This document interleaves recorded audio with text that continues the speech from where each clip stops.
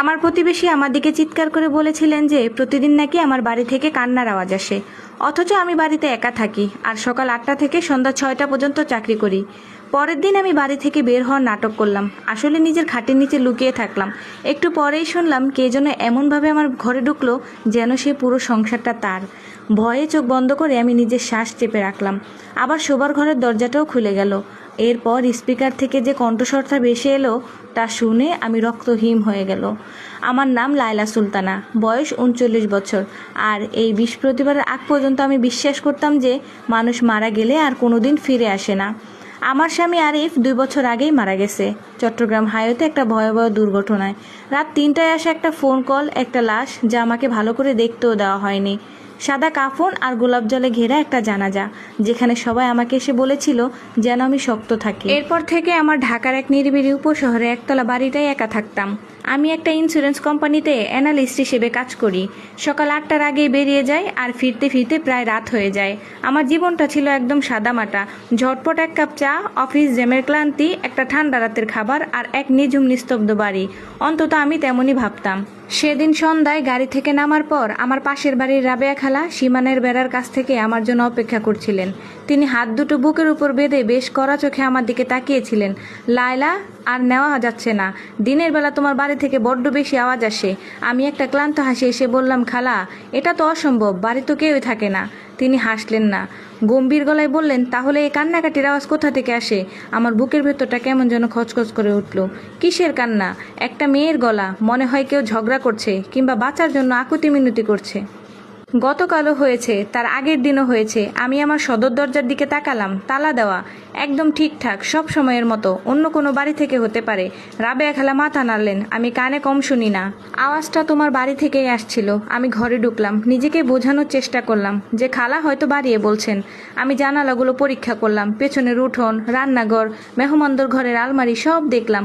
এমনকি বাথরুমটাও বাদ দিলাম না, যেখানে এখনও আরিফের পুরনো রেজারটা রাখা আছে। ওটা ফেলে দেওয়ার মতো মন আমি কখনো করতে পারিনি। কোথাও কিচ্ছু নেই, কোনো টাকা পয়সা হারায়নি, জোর করে ঢোকার কোনো চিহ্নও নেই, অপরিচিত কোনো পায়ের ছাপও বা অদ্ভুত কোনো গন্ধ নেই। কিন্তু সেদিন রাতে আমার আর ঘুম এলো না। ঘরের বেজের সামান্যতম মচমচ শব্দেও আমার চোখ দুটো ছিটকে খুলে যাচ্ছিল। রাতে 2টোর দিকে মনে হলো করিডোরে কেউ যেন দীর্ঘশ্বাস ফেললো।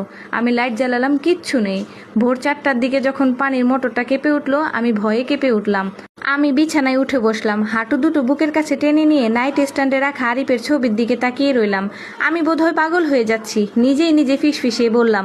কিন্তু ভোরে যখন চা বানাতে গেলাম, এমন একটা জিনিস দেখলাম যা আগের রাতে যেখানে ছিল না। সিঙ্কের পাশে বাসন ও শুকোনোর রেখে একটা পরিষ্কার মগ রাখা। আমি রাতে কোনো বাসন ধুইনি, আর এই মগটা তো আমি ব্যবহারই করি না। এটা ছিল আরিফের প্রিয় মগ, নীল রঙের, হাতলের কাছে একটুখানি চটা ওঠা। আমার হাত থেকে চামচটা পড়ে গেল। সেদিন আমি অফিসে গেলাম না, মানে যাওয়ার ভান করলাম। ঠিক সকাল 8টায় আমি আমার ব্যাগটা নিলাম, দরজায় তালা দিলাম, রাবেয়া খালাকে বরাবরের মতো হাত নেড়ে বিদায় জানিয়ে গাড়ি স্টার্ট করলাম। 2 বলক দূরে গিয়ে গাড়িটা থামালাম। তারপর পেছনের গলি দিয়ে হেঁটে আবার বাড়ির দিকে রওনা হলাম। হাতের মুঠোয় চাবিটা শক্ত করে ধরা, বুকের ভেতর হৃৎপিণ্ডটা যেন কামারের হাতুড়ের মতো পিচ্ছিল। আমি পেছনের বারান্দার দরজা দিয়ে একদম নিঃশব্দে ভেতরে ঢুকলাম। পুরো বাড়িটায় ফ্লোর ক্লিনারের সুবাস আর এক অদ্ভুত বিটে চাদরের মতো চড়িয়ে আছে। আমি সোজা আমার শোবার ঘরে চলে গেলাম। আমি জানি না আমি কি দেখার আশা করেছিলাম, কোনো চোর, কোনো ডাকাত, নাকি কোনো জিনের আসর, এমন কিছু যা অন্তত যুক্তি দিয়ে বা পুলিশ ডেকে মেটানো যায়। আমি খাটের নিচে হামাগুড়ি দিয়ে ঢুকে পড়লাম। কাঠের মেঝেটা ভীষণ ঠান্ডা ছিল। সেখানে ধুলোবালু, একটা হারিয়ে যাওয়া কানের দুল আর একটা ভাঁজ করা ছবি পড়েছিল যা আগে কখনো দেখিনি। আমি ওটায় হাত দিলাম না, নড়াচড়া করার মতো ক্ষমতা আমার ছিল না। হাতে ফোনটা শক্ত করে ধরে রাখলাম, যে কোনো মুহূর্তে জরুরি নম্বরে কল করার জন্য। 1 ঘন্টা কেটে গেল, 2 ঘন্টা। ফ্রিজের একটানা আওয়াজ হচ্ছিল। রাস্তা দিয়ে একটা রিক্সা টুংটাং করে চলে গেল। রাবেয়া খালা উকিঝুঁকি দিয়ে ওনার বারান্দা ঝাড়ু দিচ্ছিলেন। একটা কুকুর ক্লান্ত না হওয়া পর্যন্ত একটানে ঘেউ ঘেউ করে গেল। কোথাও কিচ্ছু নেই। নিজের কাছেই নিজেকে ভীষণ বোকা মনে হতে লাগলো। ঠিক দুপুর 12টার পর সদর দরজার তালাটা ঘুরলো, খুব ধীরে, চাবি দিয়ে। ভয়ে আমার মুখটা শুকিয়ে কাঠ হয়ে গেল। কে একজন ভেতরে ঢুকলো। তারা কোনো জোর জবরদস্তি করেনি, কোনো দ্বিধাও করেনি। দরজাটা আলতো করে আটকে দিয়ে তারা বাসার ঘরে দিয়ে এমন এক ভয়ঙ্কর আত্মবিশ্বাসের সাথে হেঁটে এলো যেন এই বাড়ির প্রতিটি আসবাবপত্র, প্রতিটি কোণ আর প্রতিটি নীরবতা তাদের চেনা। আমি শুনলাম রান্নাঘরের কেবিনেট খোলার শব্দ হলো, তারপর পানির কল ছাড়ার আওয়াজ, কাচের গ্লাসের ঠুনঠুন শব্দ। তারা নিজেদের জন্য পানি ঢাললো। আমার হাত দুটো দুটো কাঁপতে শুরু করলো। পায়ের আওয়াজটা এবার করিডোর ধরিয়ে এগিয়ে আসতে লাগলো। হিলের খটখট শব্দ। একজন নারী, সে ঠিক শুভর ঘরের সামনে এসে থামলো। দরজাটা সামান্য একটু ক্যাচকচ শব্দ করে খুলে গেল। খাটের নিচ থেকে আমি প্রথমে তার কালো পাম্প ও জোড়া দেখতে পেলাম, তারপর ফর্মাল প্যান্টের নিচে অংশ, এরপর একটা লাল রঙের দামি হ্যান্ডব্যাগ এসে পড়লো সেই চেয়ারটার উপরে, যেখানে আরিফ তার ইস্ত্রি করা শার্টগুলো রাখতো। নারীটি একটা দীর্ঘশ্বাস ফেললো। তুমি আবার সবকিছু একদম আগের মতোই করে দিয়েছো, সেই মৃদুস্বরে বলল। আমার বুকের ভেতরটা দুমড়ে মুচড়ে গেল। সে তার ফোনটা বের করলো, একটা নাম্বারে ডায়াল করে স্পিকার দিল। আমি আমার নিজের ফোনটা এত শক্ত করে চেপে ধরেছিলাম যে স্ক্রিনের আলোটা আমার হাতের তালুতে ঠিকরে পড়েছিল। নারীটা নরম গলায় বলল, আমি ভেতরে এসেছি। ওপাশে একটু নীরবতা, তারপর স্পিকারের ওপার থেকে একটা কণ্ঠস্বর ভেসে এলো। এমন একটা কণ্ঠস্বর যাকে আমি 2 বছর আগে নিজের হাতে কবর দিয়ে এসেছিলাম। লাইলা কি এখনো কিছু টের পেয়েছে? আমার মনে হলো শরীরের সমস্ত রক্ত জমে বরফ হয়ে গেছে। এটা আরিফ, আমার মৃত স্বামী। নারীটি খাটের আরো কাছে এগিয়ে এলো আর জুতা জোড়া এসে থামলো ঠিক আমার মুখের সামনে। সে ওপাশ থেকে উত্তর দিল, হ্যাঁ টের পেয়েছে। আর সবচেয়ে বড় সর্বনাশটা কি জানো? সে আজ অফিসে যায়নি, বাড়িতেই আছে। খাটের নিচে শুয়ে থাকা অবস্থায় আমার বুকের ধুকপুকানি এত জোরে হচ্ছিল যে মনে হচ্ছিল ঘরের সবাই শুনতে পাচ্ছে। নারীটি আবার স্পিকার দিকে তাকিয়ে ফিস করে বলল, সে যদি সত্যি বাড়িতে থাকে তাহলে কোথায়? ওপাশ থেকে আরিফের কণ্ঠস্বর ভেসে এলো, শান্ত থাকো, পুরো বাড়িটা দেখে নাও। এ যদি কিছু শুনেও থাকে তাহলে আজ শেষ করতে হবে সব। আমার শরীর ঠান্ডা হয়ে গেল। সব শেষ করতে হবে, এই কথাটার অর্থ আমি ভালো করেই বুঝতে পারছিলাম। নারীটি ধীরে ধীরে আলমারি খুললো, ড্রয়ার টানলো, তারপর বিছানার উপর বসে পড়লো। আমার মাথার উপর ঠিক উপরের গদি সামান্য ঢুলে উঠল। আমি নিঃশ্বাস পর্যন্ত নিতে সাহস পাচ্ছিলাম না। হঠাৎ তার ফোনে আরিফ বলল, ওই ছবিটা পেয়েছো? নারীটি উত্তর দিল, না, কিন্তু আমি খুঁজে বের করবই। ছবিটা কারো হাতে পড়া চলবে না। এই একটা ছবি সব প্রমাণ। আমার মনে পড়ে গেল খাটের নিচে পড়ে থাকা সেই ভাঁজ করা ছবিটার কথা। তাহলে ওরা ওই ছবিটাই খুঁজছে। নারীটি নিচু হয়ে বিছানার নিচে তাকানোর জন্য হাঁটু গেড়ে বসলো। আমার গলা শুকিয়ে কাঠ হয়ে গেল। আর মাত্র কয়েক ইঞ্চি এগোলেই সে আমাকে দেখে ফেলবে। ঠিক তখনই বাইরে কলিং বেল বেজে উঠল, টিং টিং। নারীটি বিরক্ত হয়ে দাঁড়িয়ে গেল। জানালার ফাঁক দিয়ে উকি দিয়ে বলল, ওই বুড়ি প্রতিবেশী আবার এসেছে। রাবেয়া খালার কণ্ঠ ভেসে এলো, মা লাইলা বাড়িতে আসো। নারীটি তাড়াতাড়ি ফোনটা কেটে দিল, তারপর দ্রুত হ্যান্ডব্যাগটা তুলে নিয়ে পেছনের দরজা দিয়ে বেরিয়ে গেল। পুরো বাড়ি আবার নিস্তব্ধ হয়ে গেল। আরও 5 মিনিট অপেক্ষা করার পর আমি কাঁপতে কাঁপতে খাটের নিচ থেকে বের হলাম। মেঝেতে পড়ে থাকা ভাঁজ করা ছবিটি হাতে নিতেই আমার হাত অবশ হয়ে গেল। ছবিটি ছিল 2 বছর আগের। ছবিতে আরিফ দাঁড়িয়ে আছে, তার পাশে সেই লাল ব্যাগওয়ালি নারী, আর তাদের মাঝখানে দাঁড়িয়ে আছে একটি 7-8 বছরের ছোট মেয়ে। ছবির পেছনে কালো কালি দিয়ে লেখা, আমাদের নতুন জীবন। লায়লা যেন কোনোদিন সত্যিটা জানতে না পারে। আমার চোখের সামনে সবকিছু ঝাপসা হয়ে গেল। ঠিক তখনই আমার ফোনে একটি অচেনা নাম্বার থেকে ভিডিও মেসেজ এলো। কাপা হাতে ভিডিও চালু করতে স্ক্রিনে ভেসে উঠলো একটি অন্ধকার ঘর। ক্যামেরার সামনে ধীরে ধীরে এসে দাঁড়ালো একজন মানুষ। আলো আর মুখ পড়তেই আমার মুখ থেকে চাপা চিৎকার বেরিয়ে এলো, সে আরিফই, জীবিত। সে ক্যামেরার দিকে তাকিয়ে মুচকি এসে বলল, তুমি যদি এই ভিডিওটা দেখে থাকো তাহলে বুঝে নাও তুমি এমন একটা দরজা খুলে ফেলেছো যে দরজাটা 2 বছর ধরে বন্ধ ছিল। ভিডিও হঠাৎ বন্ধ হয়ে গেল, আর ঠিক সেই মুহূর্তে আমার পেছনে শোবার ঘরের দরজাটা ধীরে ধীরে নিজে থেকে বন্ধ হয়ে গেল। দরজাটা ধীরে ধীরে বন্ধ হওয়ার শব্দে আমার পুরো শরীর কেঁপে উঠল। আমি ঘুরে তাকালাম, কেউ নেই। তবুও দরজার লকটা যেন ভিতর থেকে নিজেই ঘুরে গেল। কাপা হাতে আমি দরজার হাতল টানলাম, খুলল না। আমার বুকের ভেতর আতঙ্ক জমে উঠল। ঠিক তখনই ফোনে আবার সেই অচেনা নাম্বার থেকে একটি মেসেজ এলো, স্টোর রুমে যাও, সত্যিটা সেখানে লুকিয়ে আছে, কিন্তু সাবধান, তোমার উপর নজর রাখা হচ্ছে। আমি এক মুহূর্ত দ্বিধা করলাম না। তারপর রান্নাঘরের পাশে ছোট্ট স্টোর রুমের দিকে তাকালাম। এই ঘরটায় আরিফ মারা যাওয়ার পর আর কখনো ঢুকিনি। দরজাটা খুলতে পুরনো কাঠ, ধুলো আর স্যাঁতস্যাঁতে গন্ধ নাকে এলো। টর্চ জ্বালিয়ে তাকাতেই কোণে একটি লোহার ট্যাঙ্ক চোখে পড়ল। ট্যাঙ্কটায় ছোট্ট একটি তালা ছিল। অদ্ভুত ব্যাপার, তালাটা আগেই খোলা। পরবর্তী পার্ট পেতে ফ্রেন্ড রিকোয়েস্ট দিয়ে অথবা ফলো দিয়ে রাখবেন যেন হারিয়ে না ফেলেন গল্প। ঢাকনা তুলতেই ভেতরে কয়েকটি ফাইল, একটি পুরনো মোবাইল ফোন আর একটি খাম পেলাম। খামের উপর আরিফের হাতের লেখা, যদি লায়লা এটা খুঁজে পায় তাহলে আর কিছু লুকিয়ে রাখার অর্থ নেই। আমার হাত কাঁপছিল। খাম খুলে ভেতরে ছবিগুলো বের করলাম। একটির পর একটি ছবিতে দেখা গেল আরিফ সে লাল ব্যাগওয়ালা নারীর সঙ্গে বিভিন্ন জায়গায় ঘুরছে। শেষ ছবিটা দেখে আমার নিঃশ্বাস বন্ধ হয়ে গেল। সেটা ছিল একটি হাসপাতালের কেবিন। বিছানায় শুয়ে আছে আরিফ, আর ছবির কোণে তারিখ। সেদিন সবাই বলেছিল সেদিনই আরিফ মারা গেছে। আমি হতবাক হয়ে ফিসফিস করে বললাম, তাহলে যার দাফন হয়েছিল সে কে? ঠিক তখনই ট্রাঙ্কের ভেতরে পুরনো মোবাইলটা নিজে থেকে কেঁপে উঠল। স্ক্রিনে ভেসে উঠল একটি নাম, আরিফ কলিং। আমি ভয়ে ফোনটা ফেলে দিতে গিয়েও নিজেকে সামলে নিলাম। ধীরে ধীরে কল রিসিভ করলাম। ওপাশে কয়েক সেকেন্ড নীরবতা, তারপর সেই পরিচিত কণ্ঠস্বর, তুমি যদি সত্যি সব জানতে চাও তাহলে আজ রাত ঠিক 12টায় পুরনো চট্টগ্রাম হাইওয়ে 17 নম্বর মাইল ফলকে চলে এসো। আমি কিছু বলার আগেই লাইন কেটে গেল। ঠিক তখনই বাড়ির বাইরে একটি গাড়ি এসে থামার শব্দ হলো। জানালার ফাঁক দিয়ে তাকিয়ে দেখলাম দুজন কালো পোশাক পরা লোক দ্রুত আমার বাড়ির গেট খুলে ভিতরে ঢুকছে। তাদের একজনের হাতে ছিল ঠিক সেই লাল হ্যান্ডব্যাগটি। আমার বুকে ধুকফুকানি যান পুরো বাড়ি জুড়ে। কালো পোশাক পরা দুজন লোক গেট পেরিয়ে দ্রুত বাড়ির ভিতরে ঢুকে পড়লো। আমি তড়িঘড়ি করে স্টোররুমের লাইট বন্ধ করে দরজার আড়ালে দাঁড়ালাম। বাইরে একজন বলল, ঘরের প্রতিটা কোণা দেখো, ও যদি ছবিগুলো পেয়ে থাকে তাহলে আজই সব নিয়ে যেতে হবে। আরেকজন নিচু গলায় উত্তর দিল, বস বলেছে কোনো প্রমাণ ফেলে রাখা যাবে না। আমি নিঃশব্দে ট্যাঙ্কের ভিতরে খাম ছবিগুলো আর পুরনো মোবাইলটা আমার ব্যাগে ঢুকিয়ে নিলাম। ঠিক তখনই আমার চোখে পড়লো ট্যাঙ্কের নিচে লুকিয়ে থাকা একটি ছোট্ট কালো পেন ড্রাইভ। আমি সেটাও তুলে নিলাম। পরের মুহূর্তে স্টোররুমের দরজার হাতলে কেউ চাপ দিল। এদিকে তালা নেই, খুলে দেখো। বাইরে থেকে ভেসে এলো কণ্ঠ। আমার নিঃশ্বাস যেন বন্ধ হয়ে গেল। কিন্তু ঠিক সেই সময় বাইরে হঠাৎ করে রাবেয়া খালার চিৎকার শোনা গেল, এই কারা তোমরা? লাইলার বাড়িতে কি করছো? লোক দুজন মুহূর্তের জন্য থেমে গেল। একজন বিরক্ত হয়ে বলল, চলো আগে বুড়িটাকে সামলাই। তাদের পায়ের শব্দ সরে যেতেই আমি সুযোগ বুঝে স্টোররুমের পেছনে ছোট জানালাটা খুললাম। কষ্ট করে বাইরে বেরিয়ে পেছনের গলিতে নেমে দৌড়াতে শুরু করলাম।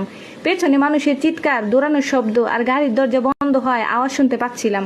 আমি থামিনি। প্রায় 10 মিনিট ধরে একটা ব্যস্ত সড়কে এসে থামলাম। কাপা হাতে পেন ড্রাইভটা ব্যাগ থেকে বের করলাম। সামনে একটি ছোট কম্পিউটার সার্ভিস সেন্টার ছিল। ভিতরে ঢুকে দোকানদারকে বললাম, ভাই একটু কম্পিউটারটা ব্যবহার করতে পারি, খুব জরুরি। তিনি অবাক হলেও রাজি হলেন। আমি পেন ড্রাইভটা কম্পিউটারে লাগাতে একটিমাত্র পেন ড্রাইভ খুলে গেল। ভিতরে অডিও ভিডিও রেকর্ডিং, ব্যাংক লেনদেনের কাগজ আর একটি স্ক্যান করা জীবন বিমার নথি। সবচেয়ে ভয়ঙ্কর ভিডিওটি চালাতেই দেখা গেল আরিফ, সে লাল বেঙ্গলি নারী এবং আরো দুজন লোক একটি টেবিলে ঘিরে বসে আছে। আরিফ স্পষ্ট গলায় বলছে, দুর্ঘটনা সাজাতে হবে, সবাই বিশ্বাস করবে আমি মারা গেছি। এরপর ইন্স্যুরেন্সের টাকা উঠবে আর লায়লা কোনোদিন সত্যিটা জানতে পারবে না। আমার চোখ অন্ধকার নেমে গেল। ঠিক তখনই কম্পিউটার স্ক্রিন হঠাৎ কালো হয়ে গেল। তারপর একটিমাত্র লাইন ভেসে উঠল, অনেক দেরি হয়ে গেছে লায়লা। আমি ঘুরে দাঁড়াতেই দেখি দোকানদার কাচের দরজার ওপাশে দাঁড়িয়ে আছে। আরিফ, সে জীবিত, আর তার ঠোঁটে সেই পরিচিত শীতল হাসি। দোকানের কাচের দরজার ওপাশে দাঁড়িয়ে থাকা মানুষটার দিকে আমি স্থির চোখে তাকিয়ে রইলাম। অসম্ভব, 2 বছর আগে যাকে নিচের চোখে দাপন করেছি সে কিভাবে আমার সামনে দাঁড়িয়ে থাকতে পারে? আরিফ ধীরে ধীরে ভেতরে ঢুকলো। তার মুখে সেই পরিচিত শান্ত হাসি, কিন্তু চোখ দুটো একদম ঠান্ডা। ভয় পেও না লাইলা, সে বলল, তোমাকে আমি মারতে আসিনি। আমি এক পা পিছিয়ে গেলাম।